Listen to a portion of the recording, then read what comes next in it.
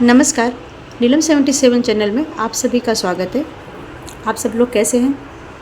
चलिए इस श्रृंखला को आगे बढ़ाते हैं, कृष्ण भगवान को याद करते हैं, साथ ही साथ मेरी पूरी दिनचर्या आपके साथ शेयर करती हूँ। ऐसे तो सब ठीक है, कभी कभी मुझे ऐसा लगता है कि हम जितना किसी के लिए जितना त्याग करते रहते, जितना सहते रहते, सामने वाला पर्सन आपको उतना परेशान करता रहता है। शायद उसे यह बात समझ में नहीं आता, एक हद तक आप किसी को टॉर्चर करो। टॉर्चर का मतलब यह नहीं होता है कि सिर्फ आप किसी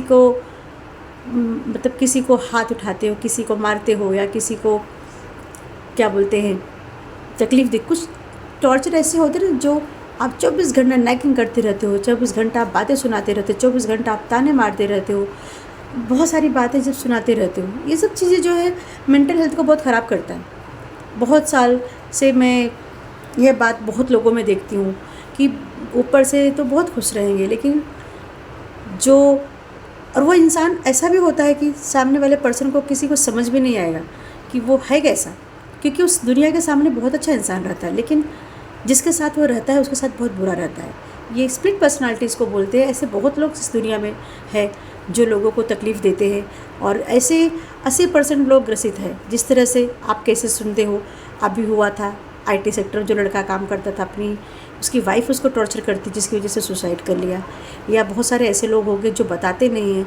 कभी कभी हम सुनते ना कि 20 साल शादी हुआ और डिवोर्स हो गया, तो आश्चर्य लगता है ना, 20 साल तक तुमने क्यों नहीं कदम उठाया, 20 साल तक क्यों नहीं सोचा। बहुत लोग ये क्वेश्चन करते हैं, लेकिन शायद इतने साल तक सहते सहते या समझते समझते फिर बच्चों के लिए, इसके लिए या समाज के लिए आदमी सोचता रहता है, करे मैं अभी क्या कैसे, चलो अभी इतने साल कट गया, सुधर जाएंगे, अभी हो जाएगा, सब सुधर जाएगा। वो चाहे हस्बैंड हो चाहे वाइफ हो। अगर कोई हस्बैंड भी है जिनकी वाइफ इस तरह से परेशान करती है, या तो घर में भाई बहन हो और कोई रिश्तेदार हो जो परेशान करते, कोई लोग ऐसे ज़िंदगी में होता है। लेकिन ऐसा नहीं है कि इंसान उसे निकलना नहीं चाहता, निकलना तो बहुत बार चाहता है, पर बहुत बार वो सोचता ही रह जाता है कि नहीं मैं कैसे निकलूँ। कभी समाज का डर, कभी रिश्तों का डर, कभी किसी का डर। ये सब जो चीज़ें हैं ना, बहुत तकलीफ़देह होती है। और इंसान के लाइफ में कोई एक अच्छी सहेली आपकी बहन हो सकती है, आपकी भाभी हो सकती है, आपकी कोई सहेली हो सकती है, आपका बेटा हो सकता है, आपकी बेटी, जिससे आप हो सकती है, जिससे आप अपने मन की बातें शेयर कर पाए। क्योंकि इस समय बहुत सारे लोग मेरी लाइफ में आते हैं, क्योंकि मेरा प्रोफेशन ऐसा है, मैं जहाँ जाती हूँ पता चलता है। जैसे कई लड़कियाँ मैके में आ जाती है, तो अगर मेरे पास आएगी, देखिए ये बच्चा गिर गया, जल्दी ठीक हो जाना चाहिए, हाँ, क्योंकि नहीं तो मुझे ससुराल वापस जाना है। फिर मुझे बोलेंगे कि मैके में गई थी, बच्चे का ध्यान नहीं दी, इसलिए बच्चा गिर गया। फिर बोलते ऐसा तो कुछ नहीं, बच्चा तो घर पे भी गिर सकता था, लेकिन वहाँ चलेगा, माँ के घर नहीं होना चाहिए। इसी तरह से लाइफ में छोटी छोटी बातें, कभी कभी डेली किसी चीज़ को लेकर आपको ताना मारे जाना, डेली किसी बात को लेकर के आपको परेशान किए जाना, और उसी चीज़ को बार बार कहे जाना, बार बार आपको टॉर्चर करे।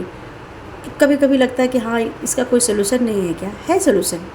आदमी उसका सोल्यूशन ढूंढ भी सकता है और चाहता है निकल भी सकता है, लेकिन बहुत बार समाज का डर, बच्चों का, दूसरे का सोच करके आदमी चुप रह जाता है, और इस तरह से ज़िंदगी निकलती रहती है और लोगों को पता नहीं चलती। आजकल सबसे बड़ी प्रॉब्लम ये है। तो ये मेरा कहानी सुनाने का उद्देश्य, यह बात कहने का उद्देश्य सिर्फ इतना है कि अगर आपके लाइफ में भी ऐसा कुछ हो रहा है, प्लीज़ आप अपने दोस्त से या किसी से शेयर ज़रूर करें, जिससे आप कंफर्टेबल हो, उससे आप ज़रूर रहें।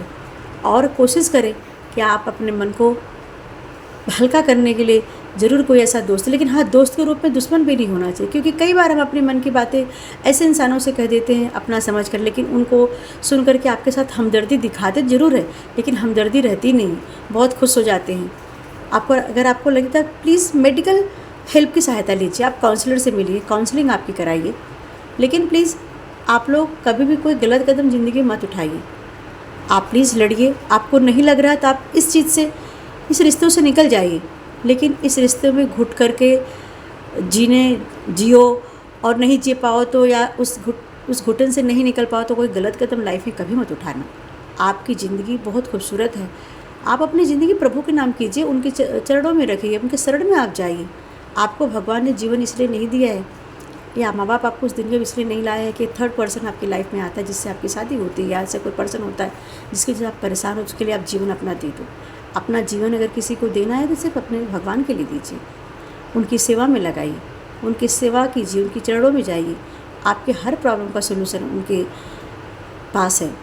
आप कभी प्लीज़ कोई भी गलत कदम कोई मत उठाए, और साथ ही साथ सब लोग स्वस्थ रहे, मस्त रहे, अच्छे से रहे। आज का मेरे मन की बातों में मुझे ऐसा लगा कि हाँ, मैं आपसे ये बातें कहूँ, और मुझे बहुत बड़ा समस्या लगता है कि हाँ, हम सभी को अपने मेंटल हेल्थ का ध्यान रखना चाहिए। जिस तरह से अपने शारीरिक हेल्थ का ध्यान रखते हैं, उसी तरह से हमें अपने मेंटल हेल्थ का ध्यान रखना चाहिए। सो प्लीज़ आप सब लोग अपने ध्यान रखें, और आप सभी को राधे राधे।